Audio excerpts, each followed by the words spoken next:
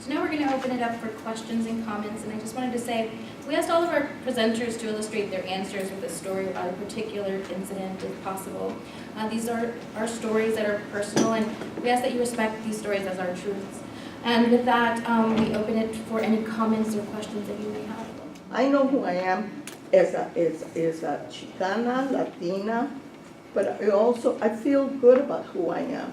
And I'm just, I'm not any better than any of you, but I'm just as good, and I have every right. And I'm a patriot. I really do. I really feel that this is my country. When they tell you go back where you came from, I said we've been here for 3, 4. Well, now my grandkids and great grandkids, they've been here for 6, 7 generations. What do you mean? Where do you want me to go back from? To this is the conflict of someone addressing your race. So in your case, it was when you went for the job interview. And I appreciated that you actually said, well, and you challenged them. I mean, not in this violent way, but just I appreciated that you stood your ground. And then for you, when you were moving into your home, I appreciated that you got help, because there are people in Ventura County that want to help if they knew what was going on, and they want to do better. And then for you, I'm glad you called someone on their racist remark. So I just think that that's something I'll take away from me, because I want to know that that we're doing all that, and we could do more. I wonder whether some days you don't go home exhausted because you feel that you're being seen as less. And if you have anything to say about that, that's my projection, that it must be tiresome. I think it's a journey.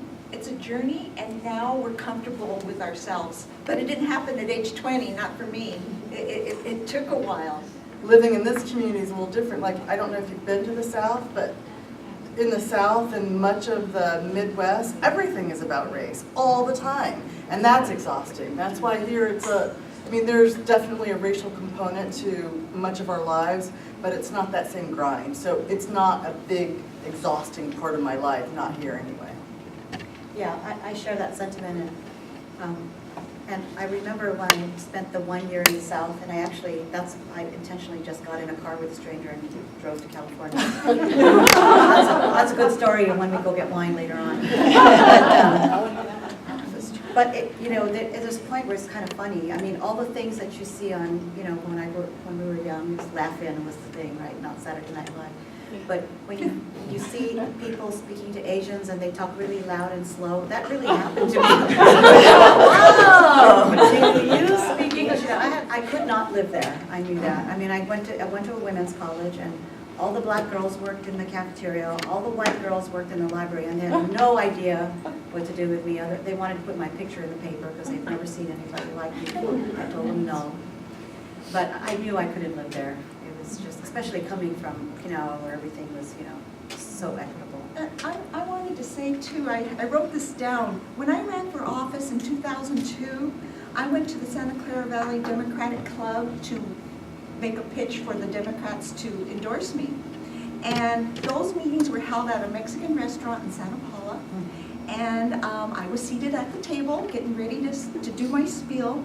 And I got up for some reason. I got up, and a member of the Democratic Club said, excuse me, miss, can you help me with this menu item? Can you help me with my order? Oh my goodness. It's like, I'm not your waitress, sir. I'm going to be speaking to you. I'm a candidate that I'll be speaking in front of you right now. And it was unintentional. He just saw the way I looked and said, oh, she must be the waitress. And so he was very apologetic. So for something that's not intentional, you can, okay, you let it slide. Leah, I'm sorry, and then I'll go ahead.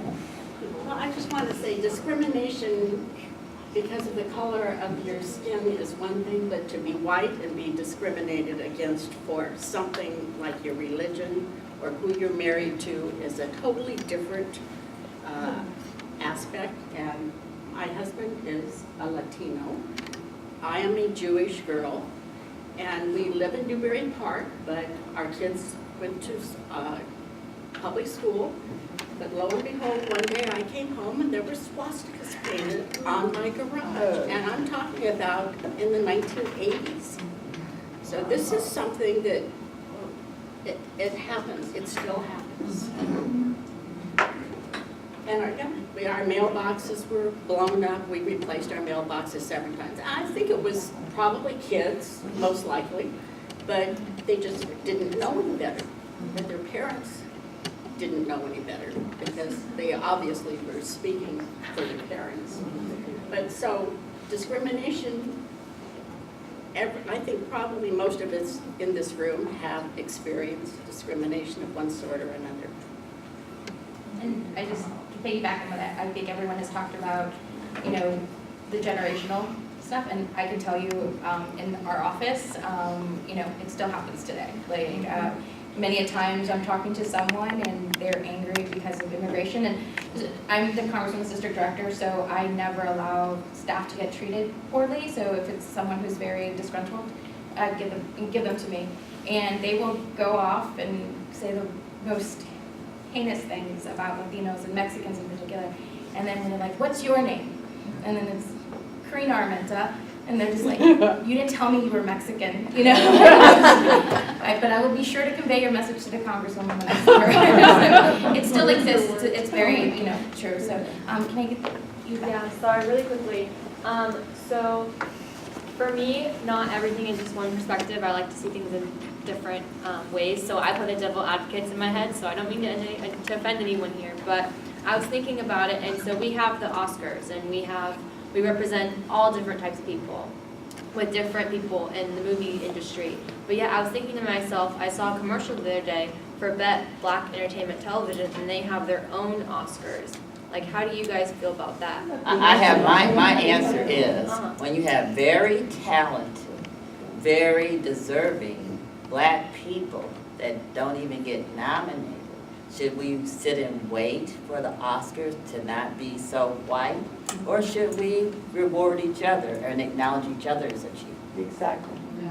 They had to find, people have had to form their own groups if they're going to have any recognition, if they're going to have any power within their own subset, because there's no power over here, there's no recognition, there's no chance to shine. So if you don't form your own groups and celebrate yourself, you might not get celebrated. And does that seem right?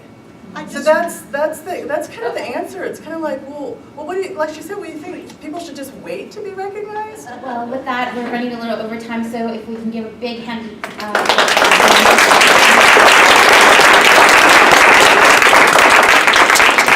hand to quotes and authors, and I just have these last words to leave you with. It's Angela Davis, author and social activist. She says, "The challenge of the 21st century is not to demand equal opportunity to participate in the machinery of oppression. Rather, it is to identify and dismantle those structures in which racism continues to be embedded." It's really important that we do share our stories, because that's how we come to find our commonalities and build relationships. But as the president of the Women's Forum, I do hope that because there are so many organizations here, we do want to expose you to great topics and to great speakers and to great videos and educational opportunities. So I hope that you might take that exercise here to your organization. You might introduce yourself to some people who might be good speakers.